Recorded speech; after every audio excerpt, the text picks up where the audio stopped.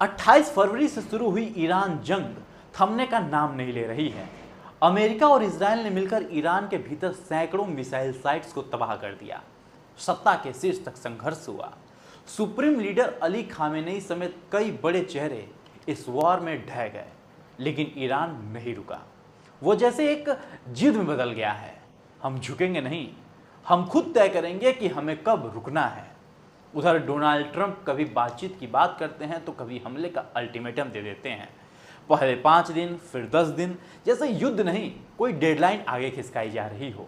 लेकिन सवाल वही है, क्या ट्रंप अकेले इस जंग का अंत लिख सकते हैं?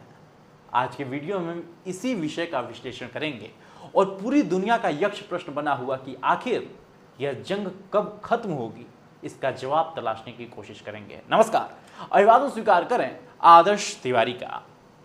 वेनेजुएला ऑपरेशन से उत्साहित ट्रंप ने सोचा था कि ईरानी चुनौती को एक झटके में खत्म कर देंगे। न्यूक्लियर खतरा, रिजिम चेंज और प्रदर्शनकारियों की मदद जैसे बहाने लिए, लेकिन वे अब बातचीत की मेज पर वापस आना चाहते हैं। न्यूक्लियर प्रोग्राम तो खोखला निकला, रिजिम बदली नहीं गई। एयरफोर्स और नेवी को भारी नुकसान के बावजूद ईरान मिसाइल और ड्रोन से मनमाफिक हमले कर रहा है। अब तक ईरान ने खाड़ी के अमेरिकी ठिकानों पर सैकड़ों हमले किए हैं। इजराइल पर भी मिसाइलें गिराई। ट्रंप का बातचीत वाला दावा एक तरफा लग रहा है। यूरोप और नाटो तटस्थ हैं, वो बीच में नहीं पड़ रहे हैं। ट्रंप की किरकिरी हो रही है क्योंकि तेल का संकट बढ़ रहा है। होर्मुज़ स्ट्रेट बंद होने से रोज 20 मिलियन बैरल तेल का रास्ता रुक गया है। ब्रेंट क्रूड ऑयल की कीमत $120 प्रति बैरल तक पहुंच गई है। अमेरिका में पेट्रोल की कीमत $3.60 पर चढ़ गई है। महंगाई बढ़ेगी तो मिड टर्म चुनाव में रिपब्लिकन पार्टी को भारी नुकसान होगा। ट्रंप सऊदी अरब जैसे खाड़ी देशों की स्पॉन्सरशिप पर कब तक जंग लड़ेंगे? सऊदी क्राउन प्रिंस मोहम्मद बिन सलमान ने शुरू में ट्रंप को उकसाया था, लेकिन अब खुद तेल संकट से परेशान हैं। यूएई, कतर, कुवैत भी ईरान को घायल छोड़ना नहीं चाहते। अगर ईरान बचा तो भविष्य में और खतरनाक हो जाएगा। ट्रंप को अब लग रहा है कि यह जंग लंबी खिंच गई तो घरेलू दबाव बढ़ेगा, इसलिए वो 15 पॉइंट का सीज फायर प्लान भेज रहे हैं। लेकिन ईरान ने उसे अस्वीकार कर दिया। वो कह रहा है कि ये शर्तें बहुत ज़्यादा हैं। कयास ये भी लगाए जा रहे हैं कि ट्रंप शायद होर्मुज़ पर कब्जे के लिए ग्राउंड ऑपरेशन को ओके कह दें, लेकिन ऐसा करना सीज फायर जैसे सूरत को और पीछे धकेल देगा। अब सवाल ये उठता है कि ईरान का कॉन्फिडेंस क्यों बढ़ता जा रहा है? पहले घंटों में ईरान को जो नुकसान होना था हो चुका। आयतुल्ला अली खामेनेई मारे गए, कई बड़े कमांडर भी खत्म हुए। उसके बाद बारी बारी से और नेता मारे गए, लेकिन ईरान का जज्बा कम नहीं हुआ। वो कह रहा है हम तो डूबेंगे, लेकिन तुमको भी ले डूबेंगे। ईरानी मिसाइलें और ड्रोन अब खाड़ी के अमेरिकी ठिकानों पर ही नहीं, इजराइल और पड़ोसी देशों में तबाही मचा रहे हैं। अब तक ईरान ने 400 से ज़्यादा मिसाइलें लॉन्च की हैं। इजराइल में 24 नागरिक मारे गए हैं। यूएई में 6 लोग मारे गए हैं। होर्मुज़ नाकेबंदी से ईरान पर कम दबाव पड़ रहा है, बल्कि ट्रंप पर ज़्यादा बोझ आ रहा है। संकट पूरी दुनिया को झकझोर रहा है। भारत में पेट्रोल डीजल महंगा हो रहा है। चीन और रूस ईरान के साथ खड़े हैं। उन्होंने युद्ध की और निंदा की है। ट्रंप ईरान को झुकाकर जंग से बाहर निकलना चाहते हैं, लेकिन ईरान इस छटपटाहट को कमजोरी मान रहा है। नया सुप्रीम लीडर मुस्तफा खामेनेई कह रहा है होर्मुज़ बंद रहेगा। ईरान ने अपने 5 शर्तें रखी: सैंक्शन हटाओ, मुआवजा दो और होर्मुज़ पर हमारा कंट्रोल मानो। ईरान जानता है कि उसकी मिसाइल क्षमता अभी भी बची है। अमेरिका ने 3000 से ज़्यादा टारगेट मारे, लेकिन ईरान के पास अभी भी सैकड़ों मिसाइल लॉन्चर बचे हुए हैं। ड्रोन फैक्ट्रीज चल रही हैं, पर्याप्त स्टॉक पड़ा हुआ है। यदि ट्रंप ने अपनी फौज ईरान की जमीन पर उतारी, IRGC तैयार बैठी है। इससे ईरान का आत्मविश्वास बढ़ा हुआ है। वो सोच रहा है कि ट्रंप जल्द ही पीछे हट जाएंगे, जैसा उन्होंने पिछले 12 दिन का युद्ध लड़ने के बाद किया। अब सवाल ये उठता है कि क्या इजराइल इस युद्ध में, सीज फायर में रुकावट है? तो ट्रंप के अलावा ईरान युद्ध में इजराइल भी पार्टनर है। इजराइल ईरान की पूरी फौज ताकत खत्म करना चाहता है, लेकिन उसकी मजबूरी है कि वो ट्रंप के फैसलों से आगे नहीं जा सकता।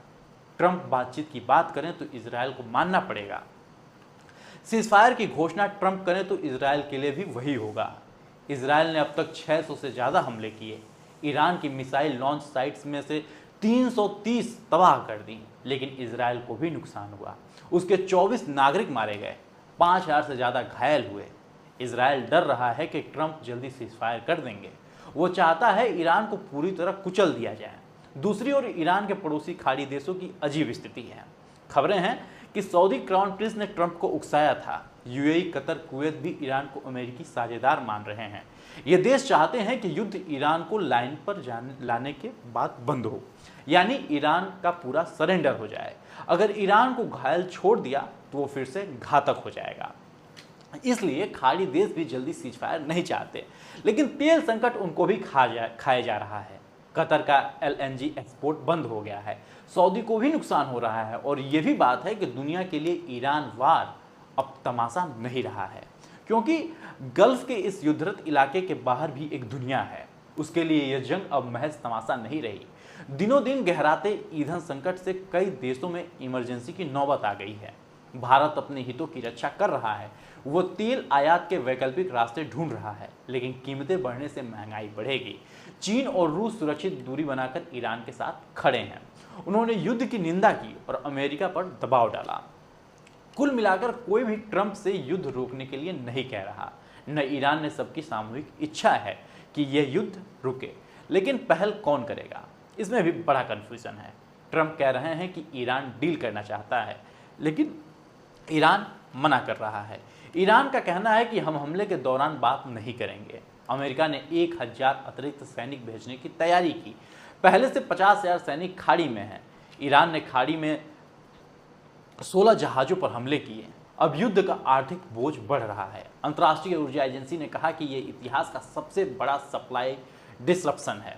तेल की कीमतें $100 से ऊपर हैं। पेट्रोल महंगा हो रहा है। अमेरिका में पेट्रोल की कीमत 3.60 सेंट पहुंच गई। अगर युद्ध 2 हफ्ते और चला तो महंगाई पूरे विश्व में बढ़ जाएगी। भारत जैसे देशों में पेट्रोल, डीजल और खाने की चीज़ें महंगी हो जाएंगी। चीन को भी तेल का नुकसान हो रहा है। रूस ईरान को हथियार सप्लाई की बात कर रहा है। अब सवाल यह है कि सीजफायर की संभावना कितनी है। ट्रंप का कथित 15 पॉइंट प्लान ईरान ने खारिज कर दिया, बल्कि वो अपना 5 शर्त वाला प्लान दे रहा है। पाकिस्तान, तुर्की और मिस्र जैसे देश मध्यस्थता कर रहे हैं। इजराइल डर रहा है कि ट्रंप 1 महीने का सीजफायर घोषित कर देंगे। ट्रंप का कहना है युद्ध जीत लिया, लेकिन फिर भी हमले जारी हैं। ईरान की नेवी के 9 जहाज डुबो दिए गए, कमांडर 48 मारे गए, लेकिन ईरान के पास अभी भी मिसाइलें और ड्रोन बचे हैं। उसने क्लस्टर एमुनिशन वाली मिसाइलें लॉन्च की। अब ईरान खार्ग आइलैंड पर अमेरिकी हमले की तैयारी कर रहा है, ट्रैप्स बिछा रहा है। अगर अमेरिका ग्राउंड इन्वेजन करेगा तो भारी नुकसान होगा। अब तक अमेरिका के 13 सैनिक मारे गए हैं, 140 घायल हुए हैं। इजराइल के 4 सैनिक और 32 नागरिक मारे गए हैं। ईरान में 1200 से 6 लोग मारे गए हैं। 3 मिलियन से ज़्यादा लोग विस्थापित हुए हैं। 32,000 से ज़्यादा सिविलियन स्ट्रक्चर क्षतिग्रस्त है। लेकिन दोनों पक्ष तबाही से पीछे नहीं हट रहे हैं। ईरान जीत रहा है क्योंकि उसके पास अब हारने के लिए कुछ भी नहीं बचा है। उधर ट्रंप हार रहे हैं क्योंकि वे ईरान से सरेंडर नहीं ले पा रहे हैं। यदि बिना हार जीत के ये युद्ध खत्म होता है तो ईरान इसे अपनी ही जीत के रूप में बताएगा। ट्रंप के लिए ये पाप आना मुश्किल है। वो अब बहुत आगे जा चुके हैं। सीजफायर तो ठीक है, लेकिन होर्मुज़ किसका है, ये भी बड़ा दिलचस्प है। ईरान कह रहा है कि जब तक होर्मुज़ स्ट्रेट पर हमारा कंट्रोल नहीं माना जाएगा, ये बंद रहेगा। अमेरिका और इजराइल ने जितनी आसानी से ईरान के आसमान पर अपना राज स्थापित किया, उतना ही मुश्किल हो रहा है कि होर्मुज़ के समुद्र पर नियंत्रण रख पाना। फारस की खाड़ी को अरब सागर से जोड़ने वाले इस संकरे रास्ते पर ईरान ने अपना एक टोल बूथ बना लिया है। कुछ देशों को अपने जहाज निकालने की छूट दे दी है, बाकी के लिए मुकम्मल नाकेबंदी है। यहाँ से गुजरने वाले जहाज़ों पर ईरान के हमले ने ट्रंप को लाजवाब कर दिया है। वे मदद के लिए नाटो से लेकर यूरोप और फिर पूरी दुनिया से मदद मांग चुके हैं, लेकिन कोई आगे नहीं आ रहा है। बौखलाए ट्रंप ने ईरान के पावर प्लांट पर हमला की धमकी दी, फिर प्लान 5 दिन के लिए टाल दिया और अब इसे 10 दिन के लिए और बढ़ा दिया है, क्योंकि इस धमकी से पूरी दुनिया के बाजारों में हाहाकार मच गया था। ईरान ट्रंप की कमज़ोर नस पकड़ चुका है। जब ट्रंप ईरान से बातचीत के बारे में कहते हैं तो ईरान से जवाब आता है, कि हम हमले के दौरान नहीं बात करेंगे। स्टीव विटकॉफ और जेरेड कुशनर के ईरानी स्पीकर से संपर्क को भी झूठा बताया जा रहा है। ईरानी विदेश मंत्री कह रहे हैं कि कोई डायरेक्ट टॉक नहीं है। यह जंग अब सिर्फ 2 देशों की नहीं, पूरी दुनिया की अर्थव्यवस्था से जुड़ी गई है। अगर ये 2 हफ्ते और चली तो ग्लोबल इन्फ्लेशन यानी कि महंगाई 8 से 10% बढ़ सकता है।